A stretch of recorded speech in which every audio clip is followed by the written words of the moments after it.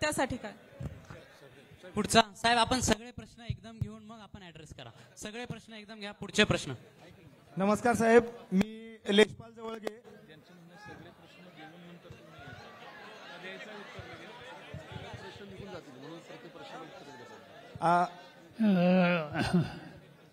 मला असं वाटतं कर्तृत्व हे फक्त पुरुषातच असतं असं नव्हे. कर्तृत्व दाखवायची संधी जर दिली तर मुलीसुद्धा पुरुषाच्या खांद्याला खांद्या लावून कोणत्याही क्षेत्रामध्ये आपलं कर्तृत्व दाखवू शकतात. आणि त्यामुळे जरी समाजामध्ये मुलींना प्रोत्साहित करण्याच्या बद्दलचा विचार सखोल झाला नसला तरी नव्या पिढीने ही मानसिकता बदलली पाहिजे, बदलायचा आग्रह केला पाहिजे आणि मुलींना सुद्धा संधी मिळाली पाहिजे. मी एक माझं उदाहरण सांगतो. मी देशाचा संरक्षण मंत्री होतो.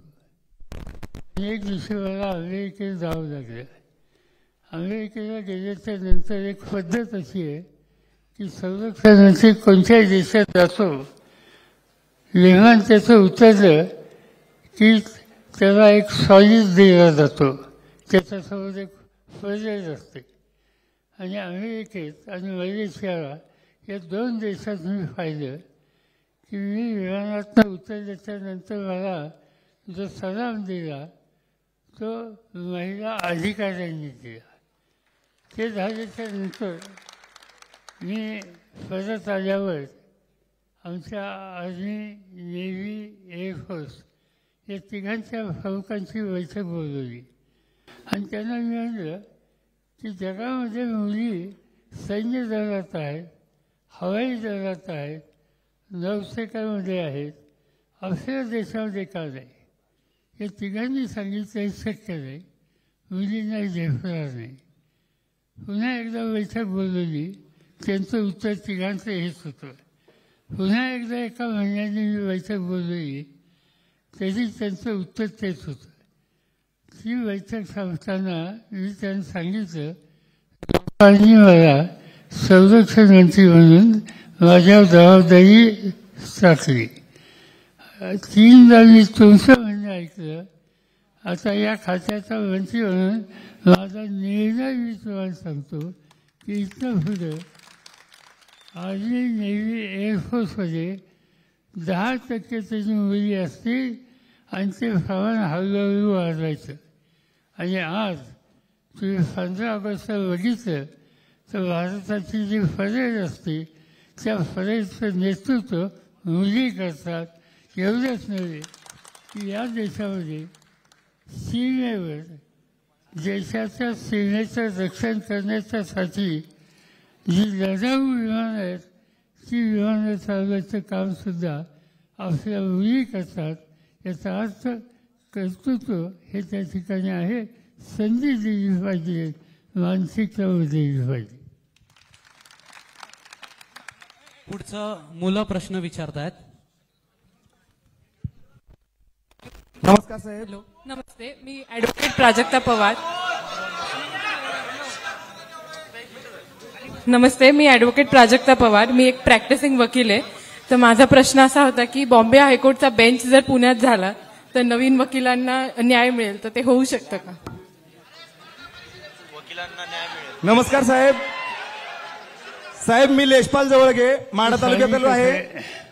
हे जर बेंच पुण्यामध्ये आलं तर अधिक लोकांना निश्चित संधी मिळेल आणि त्यामुळे ही पुणेकरांची आणि विशेषतः वकील लोकांची जी मागणी आहे ती रास्त मागणी आहे आणि त्याचा फार पुरा आपण केला पाहिजे. साहेब नमस्कार. स्पर्धा परीक्षेचा प्रतिनिधी म्हणून मी लेशपाल जवळगे, माढा तालुक्यातून आहे. साहेब, प्रश्न खूप आहेत, इथून प्रश्न खूप आहेत स्पर्धा परीक्षेच्या विद्यार्थ्यांचे, परंतु त्यातला एक प्रश्न मी सांगतो, महत्वाचा आहे. लोकसभेच्या ज्या निवडणुका होत्या त्या शेंबड्या पोरांना पण माहिती होत्या की त्या एप्रिलमध्ये होणार आहेत. मग या एमपीएससी आयोगाला माहिती नव्हत्या का? त्यांनी 28 एप्रिल तारीख दिलीच कशी? पुढचा प्रश्न, युपीएससीने 26 मे मागची पंचवार्षिक गृहीत धरून डिक्लेअर केली, त्यानंतर ज्यावेळेस आचारसंहिता लागली त्यावेळेस एमपीएससीने पीएसआय एसटीआय एसओच्या कंबाईनसाठीची तारीख दिली होती.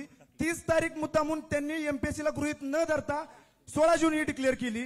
ही एमपीएससी नेमकं कोणाच्या दबावाखाली काम करते हे समजायला साहेब आम्हाला मार्ग नाही. आणि यथावकाश आम्ही पुढच्या तारखा डिक्लेअर करू म्हणून आम्हाला हे टाळतात.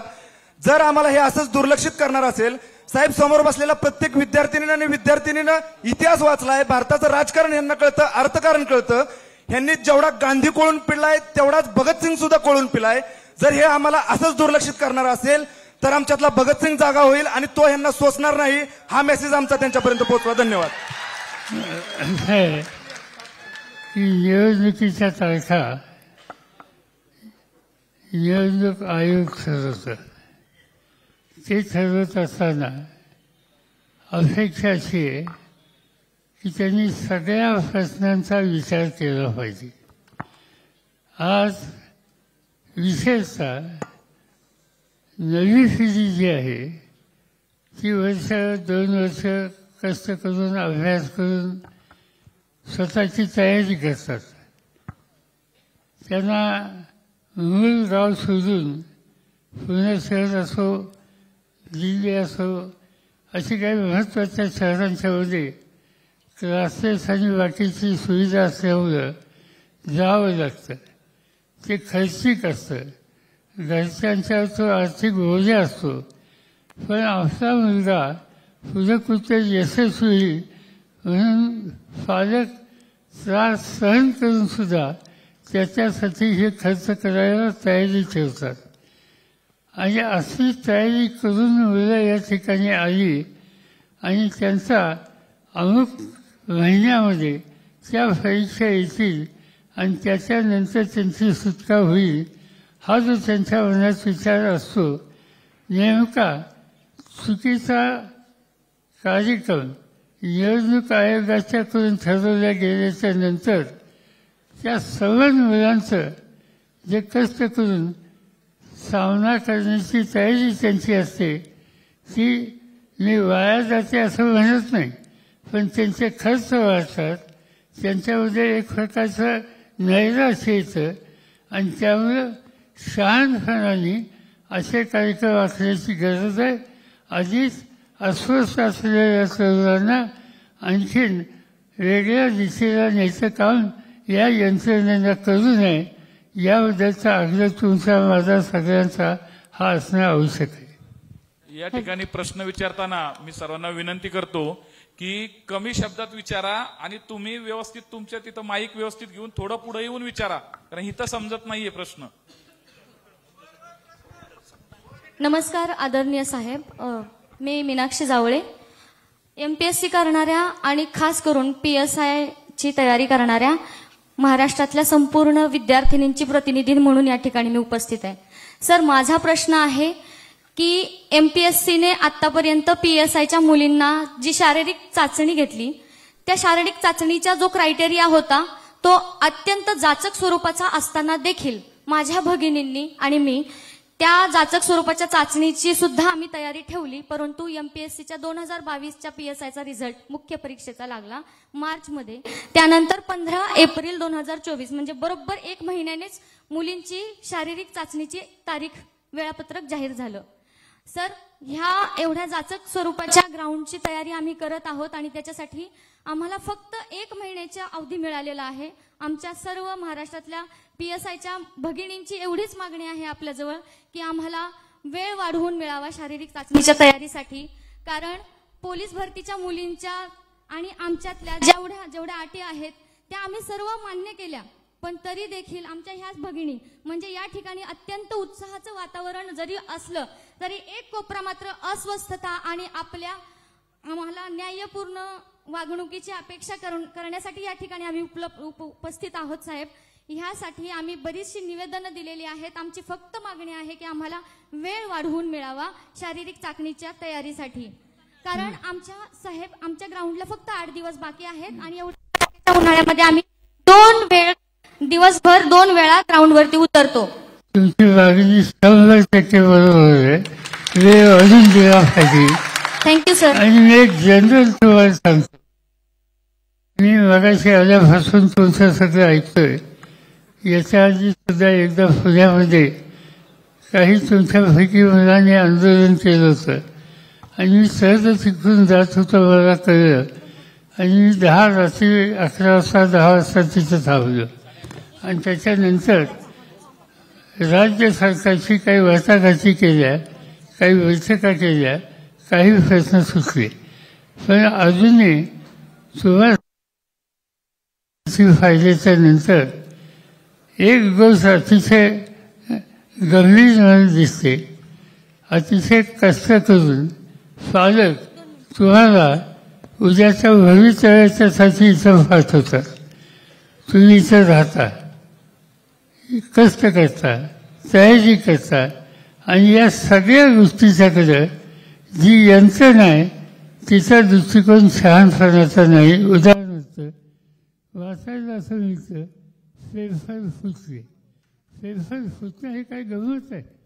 या मुलांनी स्वतःची तयारी केली आणि त्यांचे फेरफार कष्टाने त्यांनी लिहिले आणि त्याच्यामध्ये काही गडबड होते आणि त्यामुळे ती परीक्षा रद्द होते, पुन्हा घ्यावी लागते. हा सगळा उद्योग जो काही चालला आहे तो अतिशय चुकीचा आहे. आणि म्हणून मला स्वतःला असं वाटतं की आम्ही लोक अनेक क्षेत्रात काम करतो, पण आता केवळ हे जे तुमच्यासारखे विद्यार्थी आहेत आणि जे अस्वस्थ आहेत त्यांच्या प्रश्नात लक्ष घालण्यासाठी एखादी स्वतंत्र यंत्रणा ज्याला मुलांचा साथ आहे ती आपण निर्माण करणे